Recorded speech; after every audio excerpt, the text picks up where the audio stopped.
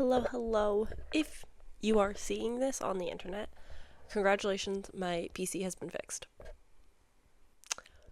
I don't know what happened to it, but I'm filming this before the IT guy is coming to hopefully help me. But yeah, my computer said no more, and so I was unable to edit or even log in at all, so I can't even move the footage from my PC onto my laptop to film and edit the stuff. So yeah, kind of a struggle. Anywho, with that all said, I thought that we could at least come and hang out and chit chat and just get a little cozy, get a little comfy. I got a blanket, I've got a cat in my lap, which is why you won't see me holding up books, because I simply just won't be able to reach them very often. But I have a cat in my lap and I don't want to disturb her, so I won't grab books, and I'm sorry for that, but I want to film my wrap up and hopefully we can do this quick. I am notorious for hour-long wrap-ups. We're going to try to yap a little bit less today. That's the big goal. That's the big plan. In the month of November, I was taking it easy. I will hopefully have my monthly vlog out before this video, this wrap-up, so that you can see just kind of how my month went and what I was doing, what I was getting up to. Basically, after doing Booktober and trying to post a video every single day, and just reading 37 books, I was taking it very easy for November. I was just, enjoying whatever floated my boat at the time. So in the month of November, I only read 16 books, which is still pretty good. Still proud of that. I thought I was going to hit 20, but I was, there was ebbs and flows of what I was accomplishing and not accomplishing. So there was definitely moments where I was like, I could read so many books, and then other times I was like, I can't look at a page. So it was a lot of that. Also just the way that life is right now, it's really hard to focus on audiobooks and give them the right attention that they need to process the book and stories. So I've been listening to less audiobooks, and as for sitting on my butt and reading a book, you can't catch me with that kind of attention. So yes, I have been watching a lot of Dropout TV still. We don't need to talk about it any further. So the first thing that I read was a really short story, I suppose, a flash fiction, maybe you could call it. I read Are You Really There by Emily Saunders, who is a fellow booktuber and friend. Therefore, I won't be hardcore reviewing this book or really talking too much about it, just because it's hard to either be critical of somebody out of fear of hurting their feelings, or gassing them up too much because they're your friend and having that internal bias inside of you being well, they're my friend, so of course I'm gonna say good things. So it's kind of a fine line. So I just try not to review my close booktuber friends too much, I'll shout it out, I'll say what it's about, I'll talk about it, I'll critique what I did and didn't like in a very simple surface level and quick way, but I don't want to go super in depth out of just keeping the peace, if you will. But basically this is the first thing that I read. I was still coming off the spooky vibes, spooky season, but this is a I think 44 pages, it's super short fiction of a girl who is either going through a mental health crisis or aliens, and I'm not really sure which. By the end of the book, I still had a lot of questions. It had a very open, ambiguous ending. This is often referred to as psychological horror, while the first half definitely had a lot more fears for my personal self, where I was this is spooky. The second half had a lot more action to it, so I think it was well-rounded. It's again very short. I think my least favorite thing about the whole book was just the dialogue between characters, but overall not a bad time. Very interesting, definitely made me think, definitely made me curious as to what's going on. But the next thing that I listened to was Haunt Sweet Home. This is by Sarah Pinsker, and this was a novella horror audiobook that I listened to. Very simple, very easy. I really enjoyed the premise of this. I like the setup. It's about a girl who is going through the struggles of life. Kayla mentioned this book in one of her videos for young adults who are trying to find their footing and getting into adult horror, and I could not agree more with this book. I don't think that it is perfect, but for a short, almost coming of age, but in the sense of an adult, I didn't dislike it. I could relate to the character at some points. This is about a girl who is trying to find her footing and is assisting her, I think, cousin on his ghost hunting reno house reality TV show where like they renovate parts of the house, but also they look for ghosts and do like little haunted house segments. And she sees ghosts and she's helping with the production.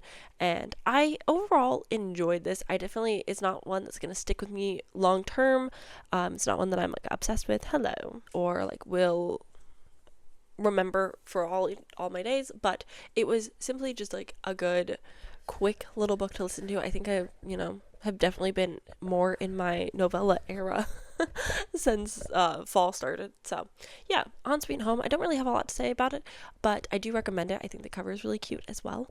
But yeah, it was just like a nice, I think if you're trying to bridge the gap between like young adult horror to adult, I think it does that well. The next thing that I read was Odd Spirits by S.T. Gibson. I got the audiobook ARC on NetGalley because I was really excited about it. This is a republished version of Odd Spirits, which is, I guess you could say, the 0.5 in, I don't think I have it over here. This is it, the Summoning Circles. I don't remember what the series is called. I read this.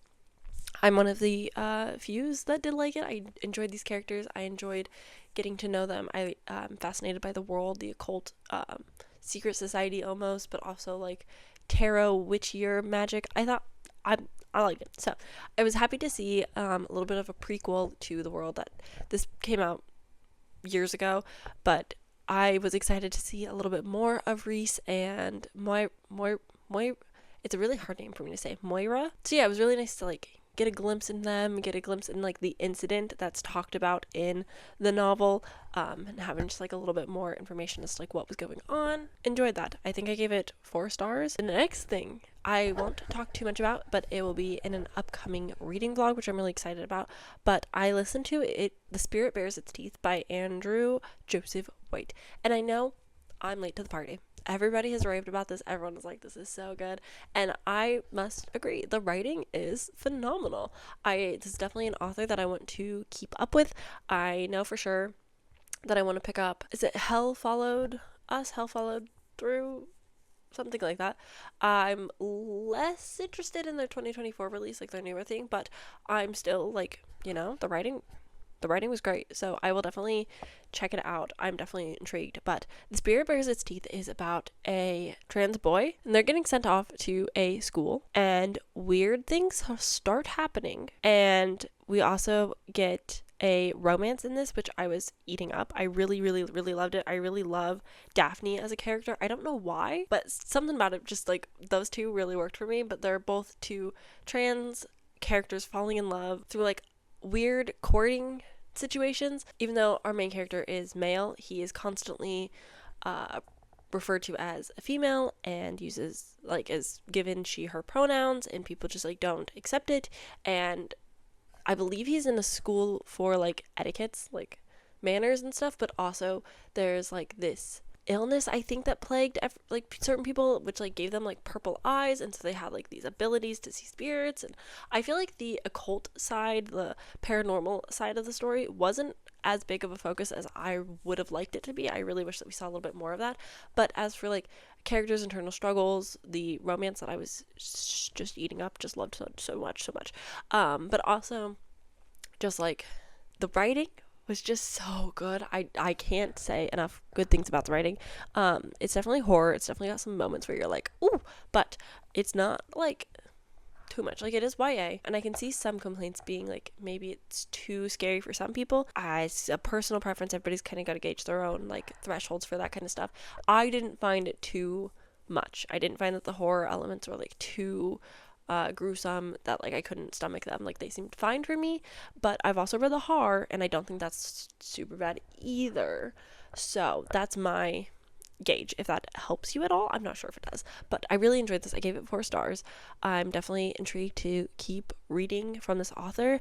I think this is definitely a book that I will purchase in the future and give a reread, because I think I would pick up on more that I missed just listening to the audiobook, because like I've said, my attention span has been a little problematic. So I think giving this a reread, it could be 5 stars. The next thing I read, oh my gosh.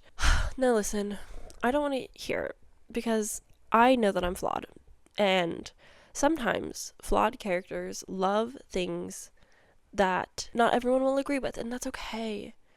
but The 13th Child by Erin A. Craig is objectively fantastic. It's incredible. It's wonderful. It's amazing.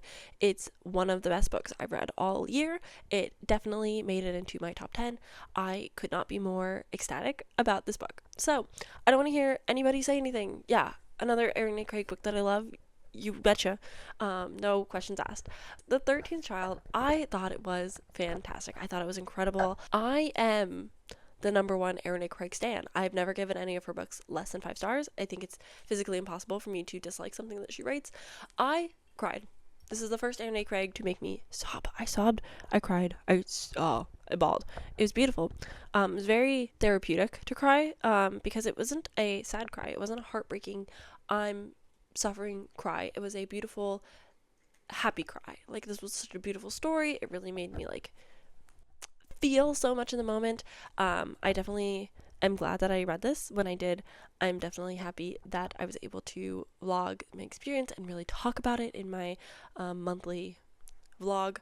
And I just loved it so much. This is about a girl named Hazel.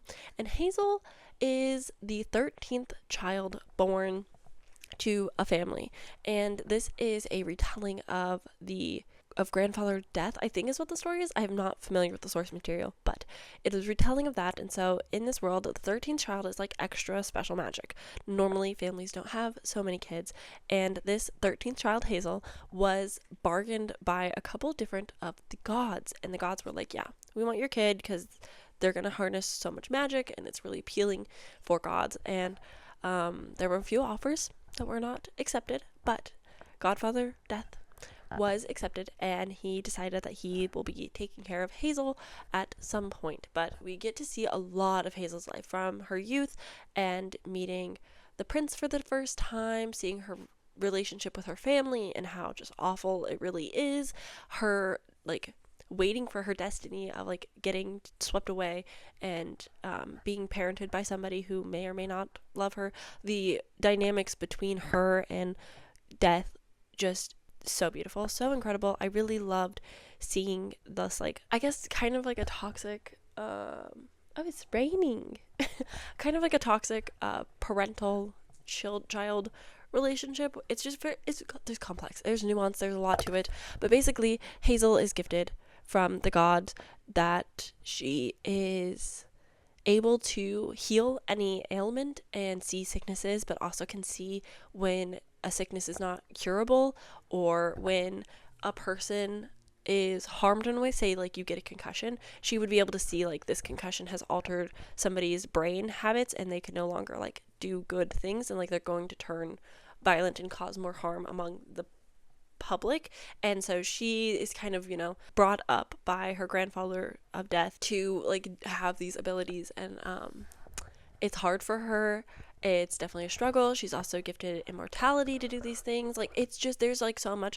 The gods were, I love a meddling gods trope. I love when gods are like actively participating in the world and like are being so involved in like getting their little sticky fingers and everything. I love it, love it, love it. And so this had that, which I adored, and I really thought that the gods were super unique and interesting. And I'm glad that we didn't see, like, she said that there was hundreds of gods, but we only saw like a core few of them, but they really like impacted the story in a way that I thought was really unique. And I just loved where we went. We spent years with Hazel, but I loved the direction that everything went. It wasn't surprising, but I didn't guess all of the things to happen.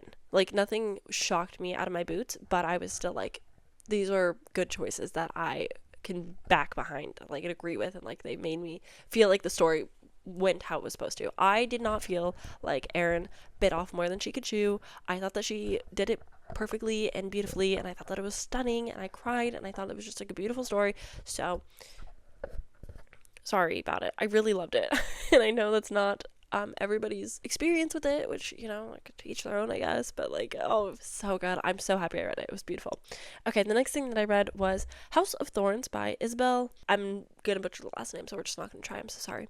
This was fine. It's a horror novel, and I really love the cover. And this, oh goodness, I have to lock my brain back in to remember what this was about. I know it's about sisters, and I know that they have like a haunted house situation, and there was a boy, and it was like friends to lovers, and she's like, her sister goes missing. Oh, okay, it's coming back. Her sister goes missing, and she is the youngest of 3 girls, I believe, and I believe that she decides that she's going to return to the house where her sister has gone missing to find her, and she reconnects with her ex-boyfriend, who she had to kind of like up and abandon when the family fled. There's a lot of controversy. Everybody in the town is like fully aware that this is a haunted house, and so that's just like always been known, and so she comes back. I think this was a me problem, not the book problem. I think the book was fine. I think that I wasn't in the right headspace to pay attention to this book the way that I should have.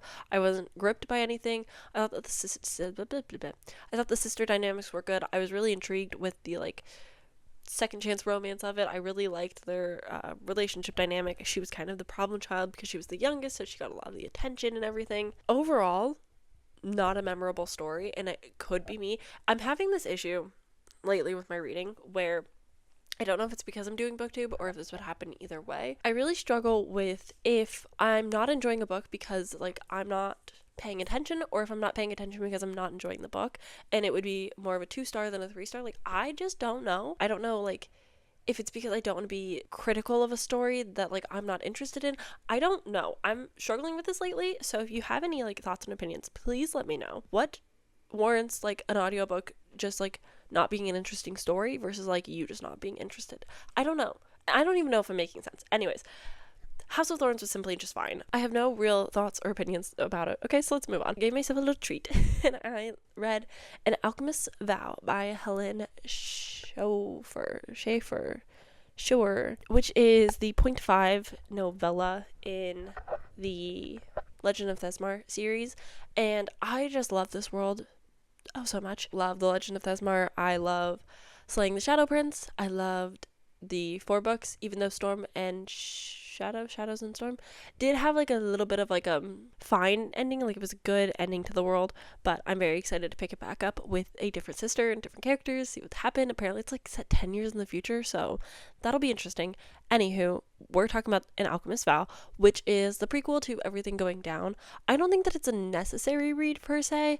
It's really just getting to know Athea and Ren a little bit in like their daily life as alchemists and what they did. You get to see a little bit more of Thea's pre-relationship to the series and like the relationship she has with the stable guy, but you also get to see a little bit into the world that obviously will get explored and expanded upon so much more in the Legend of Thesmar series, but you get to see a little bit of like the warriors going off to fight as the city is like under attack. And so and you also get to see like scum of the scum, salt of the earth, which, you know, was fun.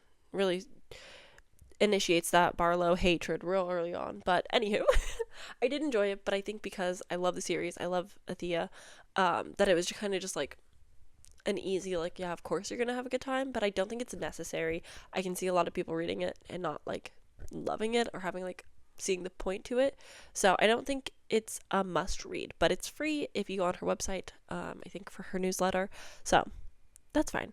Anyways, next thing I read will also be in a future video, but I read Cold Enough for Snow by Jessica Au, and this was fine.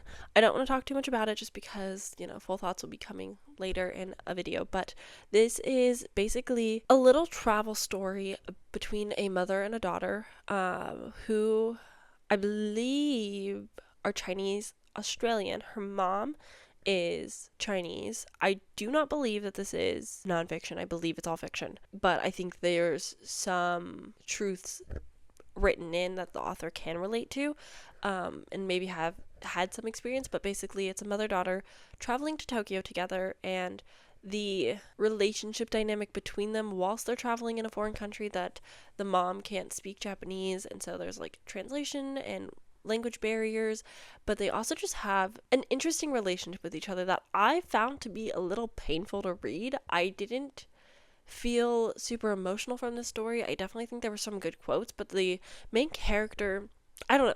It's a very interesting story that I will definitely have like further thoughts on in another video, because it's just one of those things, like, I don't know how to explain it. I don't know what the intent was. I don't know what I was supposed to take away from the story, so it could just very well be a me thing. I really struggled with their relationship, and especially, like, the daughter and her tangents, and I just didn't super love it. My favorite parts were just, like, being in Tokyo. But alas, cold enough for snow. I do recommend it if you enjoy lit fics, if you enjoy travel type books, if you want to see mother-daughter relationships explored a little bit. Yeah. The next thing that I read was One Dark Window. It's way up there, so I can't grab it, but oh my god, guys, I loved it. I loved it so much. I really, really had a blast with this. I was hesitant. I've seen a lot of mixed reviews on it. A lot of people who either really, really love it or really don't love it, or don't really like it but really love the second.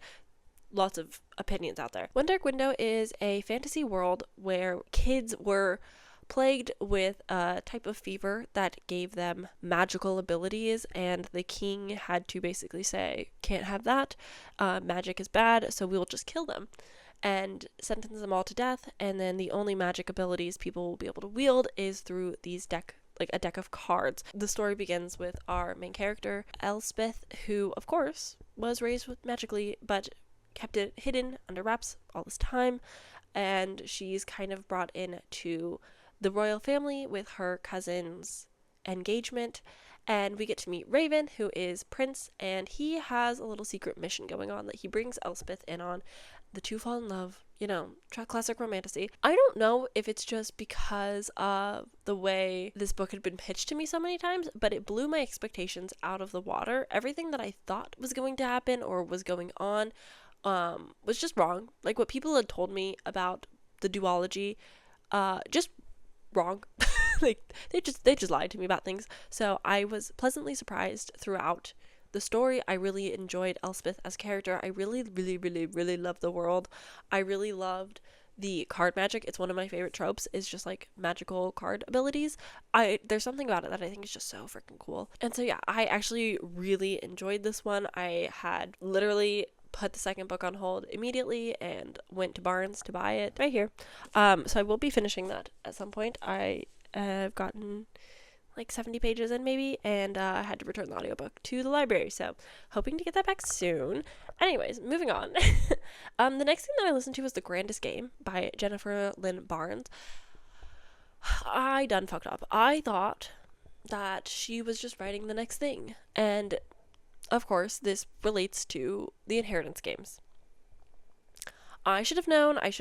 I was wrong about that one. A good while ago on my channel, I thought it would be fun to do a first and last in the style of Dylan is in Trouble or Gavin Reads It All, and I decided to read the first and last of The Inheritance Game. So I read the first book, The Inheritance Game, and then I read the final Gambit, and it was a fine experience. I don't think that I was really missing out on anything, but there's a bit of a love triangle, and it's all about this family who's wealthy and rich, and they have to play games to like figure out what's going on with the grandpa's head who's died, and blah blah blah blah. So this is set in the same world, and the same rich, wealthy weirdos are hosting a game that poor people can participate in, but also like their nepotism family can also participate in, and basically you win to get a cash prize or something like that. It was a fine mystery. You have more POVs going on in this story, and I didn't hate anybody, but I didn't like them either. One of them is just nepotism, and also twins. I don't know what it is with twins in the books that I'm reading lately, but I'm over it. But anywho, basically a group of characters go to this island. They play games and solve clues to win the prize. I don't know. It was simply fine. I wished that it wasn't set in the same world. I wish that I think people were told this was going to be like Grayson's book, and he barely was in it. It didn't feel that necessary. All of the couples were like obviously predictable and unnecessary. Like, you know who's going to couple up with who and why, and like I don't know. And like the betrayal at the end, I was just like, I don't care. This just doesn't affect me. So like it was fine. I think that if I was mentally more prepared that it was going to obviously be set in the same world following the same characters, that's my bad. I thought that it was just like a fun little mystery. Elsewhere, whatever, is what it is. Okay, the next thing that I read was The Baker and the Bard by Fern Hott. This is a cute little graphic novel about a baker and a bard, and they go on a little adventure because they need to get a special ingredient for a bakery order that's like special. Gotta do it, not a whole lot of time, on an adventure, and they go to find these ingredients and meet some people along the way. It's very cute, very sweet. I think that it needed to be a little bit longer to really flesh out the characters, especially the characters' relationship. I didn't know if they were friends and then became lovers at the end, or if they were always lover and it just like wasn't mentioned throughout. But also would love to just see more of the world in general and just get to know everybody a little bit better, see what the bakery's world is more like on a day-to-day, just, a little bit further exploration I would have liked. But I thought the colors were stunning. I thought the artwork was very cute. I overall enjoyed this. The next thing, I don't want to talk about it. Can this be my veto? I listened to The Tainted Cup by Robert Jackson Bennett. Now, I had anticipated this release before I really knew what it was about. This is a fantasy mystery Sherlock Holmes-esque story.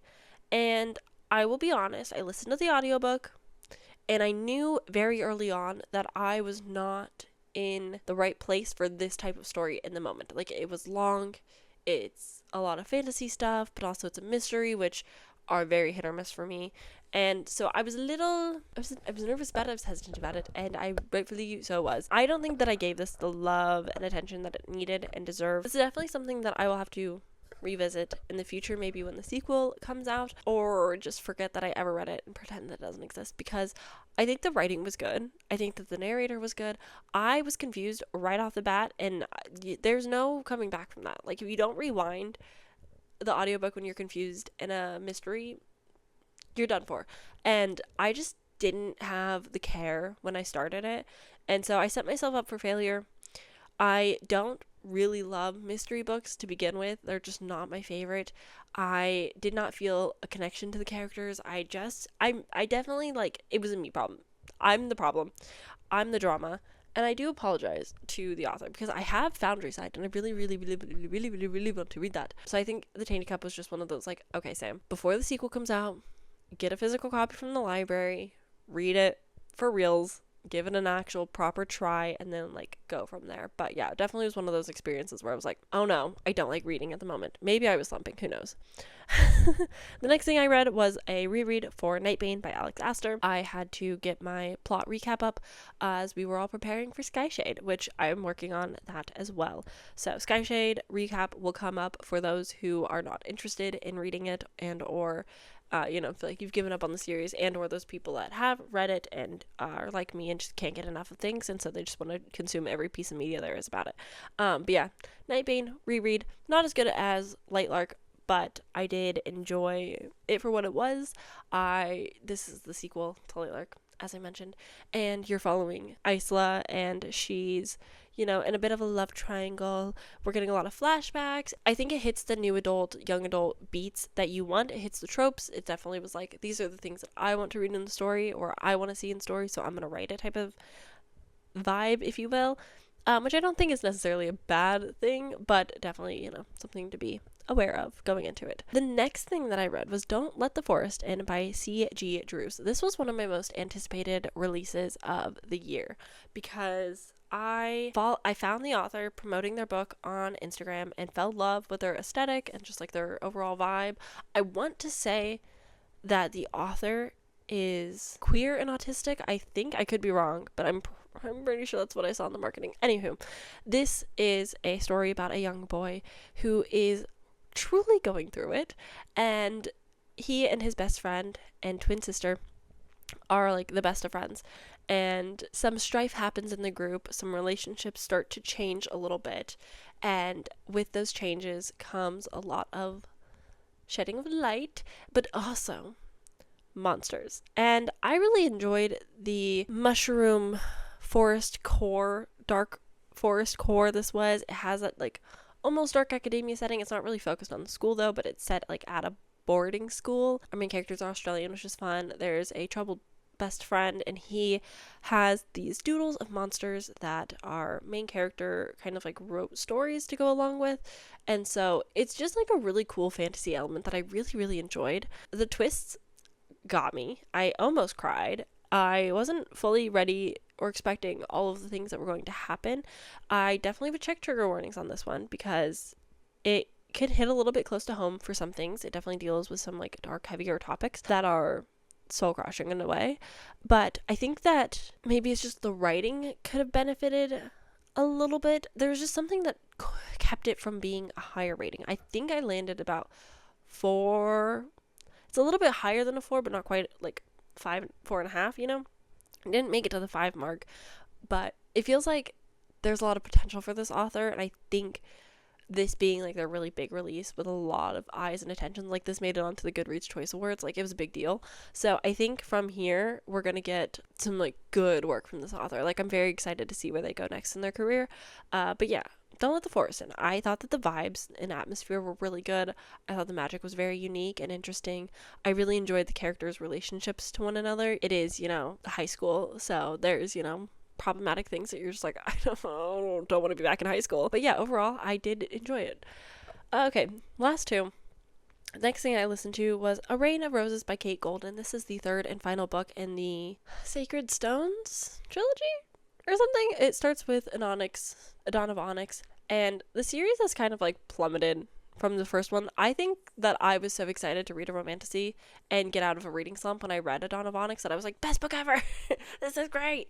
And then as the series continued, I was like, no, this series is simply just fine. It's nothing special or new. It's nothing like out of the park unique or anything, but it was still like enjoyable. It's still like, yeah, I'm having a fine time. But after like completely forgetting everything that happened in the second book and watching a recap, by the time that I picked up the third book, I was like, I just don't care. Even watching the plot recap of the second book, I was still confused what was happening at the beginning of the third book and where the characters were at. But, overall, it came together. It ended. I didn't have, like, gigantic issues with the ending like I do some romantasy books. Like, some series just don't know how to end a book, or end the series. And I thought this was fine. I think that it did what it set out to do. I would say that this is just like a very generic, good time series. This one was very horny too, which, to each their own, but I was like, girl, there's so much going on right now. Please stop it. So yeah, overall, I thought it was simply fine. I think that if you enjoyed the first one, you might as well finish the series, but don't like expect a revolutionary, jaw-dropping romantasy like some others that we're getting. And then the final thing, I can hold the book up for you. Oh my gosh, this is insane. I would say this is probably my third favorite book of the entire month. And that was Mistress of Lies by K.M. Enright. This is so good. It's not quite 5 stars. I'm giving it a 4.5, I believe. I think I just needed more tender, sweet moments between all of the characters. You never get to see the 3 characters on page together, which, really threw a wrench in my little love triangle. Like, yes, everyone can have moments together. That's great. But if there's not all 3 of them coming together, I feel like I'm missing out on something. Anywho, yes, there is a proper poly love triangle type situation where everybody's into each other, and it's gorgeous. It's beautiful. It's great. This is almost a vampire book, but not quite a vampire book. And I would say that the comp titles that I have to this would be, for vibes purposes, I would say Crimson Moth, and also kind of reminded me of another book that I love that I cannot remember. Okay, I said that it's almost like Anastasia, but not really, because it doesn't quite go there. That's right. It also kind of reminded me of I said the Crimson Moth already, Samantha, get your shit together. It's the end of the video. The Last Blood Carver, which I really enjoyed. Both of those are YA. This is adult. You can feel the difference, but it's got a really unique blood magic system that I really enjoyed. Again, not quite vampires, but kind of vampires, but it was still very fascinating.